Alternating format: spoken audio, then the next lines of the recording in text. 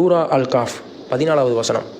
அவர்கள் கொடுமைக்கார அரசன் முன்னிலையில் எழுந்து நின்று, வானங்களுக்கும் பூமிக்கும் இறைவனாகி அவனே எங்களுடைய இறைவன், எக்காலத்தும் அவனை அன்றி வேறு எவரையும் நாயன் என்று அழைக்க மாட்டோம், அப்படி செய்தால் குஃப்ரில் கொண்டு சேர்க்கும், வரம்பு மீறியதை சொன்னவர்கள் ஆவோம் என்று அவர்கள் உறுதியாக கூறிய நிலையில் அவர்கள் இதயங்களை நாம் அவர்களின் இதயங்களை வலுப்படுத்தினோம்.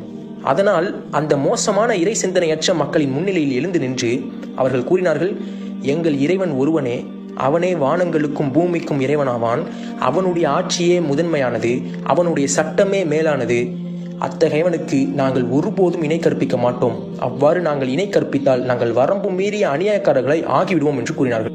தஜ்ஜால் மற்றும் யஹ்ஜூஜ் மௌஜூஜ்களின் இறையாண்மையற்ற உலகிலிருந்து ஈமானை தற்காத்துக் கொள்ள நினைக்கும் ஒவ்வொரு மூமினும் குறிப்பாக அதில் ஒளிந்திருக்கும் ஷிர்கை கண்டறிந்து தம்மை தற்காத்துக் கொள்ள வேண்டும். அந்த ஷிர்கானது இன்று உலகமெங்கும் பரவி நிற்கிறது. ஆனால் அதை கண்டறிந்து கொள்வதோ மிகவும் கடினமானது. வெகு சிலரே அவ்வாறு கண்டு கொள்கிறார்கள். ரசூல் ஸல்லல்லாஹு அலைஹி வஸல்லம் அவர்கள் கூறினார்கள், தஜ்ஜாலால் ஏற்படுத்தக்கூடிய ஷிர்கானது கண்டுகொள்வதற்கு மிகவும் கடினமானது என்று.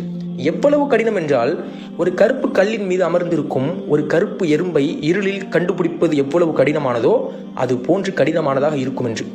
உதாரணத்திற்கு, இன்றைய அரசாங்கங்கள் ஆட்சியும் அதிகாரமும் சட்டமும் எங்களுடையது என்கிறார்கள்.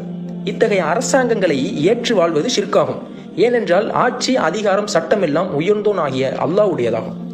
சூரா அல் காஃபில் கூறப்பட்டுள்ள இளைஞர்கள் இறைவனுக்கு இணையாக எந்த விஷயத்தையும் சிறிதளவும் ஏற்க மாட்டோம் என்று உறுதியோடு இருந்தார்கள். அவ்வாறு செய்தால் மிக பெரும் குற்றவாளிகளாக ஆகிவிடுவோம் என்றார்கள். அவர்கள் தங்கள் உடைமைகளையும் வீடுகளையும் இழக்கும் சூழ்நிலைக்கு தள்ளப்பட்ட போதிலும் அவர்கள் இறைவனின் தன்மைக்கு எதனையும் இணையாக்கவில்லை. சூரா அல் காஃப் இன்றைய நவீன காலத்தை ஷிர்கினை விட்டு தற்காத்துக் கொள்ள வலியுறுத்துகிறது. குறிப்பாக இளைஞர்களை குகைவாசிகளின் முன் உதாரணத்தை பின்பற்ற வேண்டும் என்றும் வலியுறுத்துகிறது. ஒரு முஸ்லிம் அல்லாஹு அக்பர் என்று கூறிக்கொண்டே, அதாவது அல்லாவே உயர்ந்தவன், அல்லாவின் ஆட்சியே உயர்ந்தது, அல்லாவின் சட்டமே உயர்ந்தது என்று கூறிக்கொண்டு நவீன மதசார்பற்ற அரசு மற்றும் அதன் அரசியல் அமைப்பு சட்டத்திற்கு நான் விசுவாசமாக உள்ளேன் என்று உறுதிமொழி அளிக்கக்கூடாது. இப்போது இந்த மதசார்பற்ற அரசியல் கொள்கை யாரால் உருவாக்கப்பட்டது?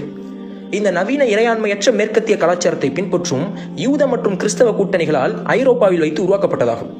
இதன் சாராம்சம் என்னவென்றால், எங்கள் சட்டமே மேலானது, எங்கள் ஆட்சியே மேலானது, எங்களுக்கு பூமியின் ஆட்சி அதிகாரம் என்று சமர்ப்பிக்கிறது.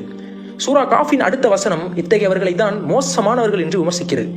மேலும் இந்த நவீன காலத்து ஷிர்கை பற்றி விவரமாக அறிய நாம் எழுதிய புத்தகமான ஜெருசலம் என்ற குர்ஆன் பார்ட் 2 படிக்கவும்.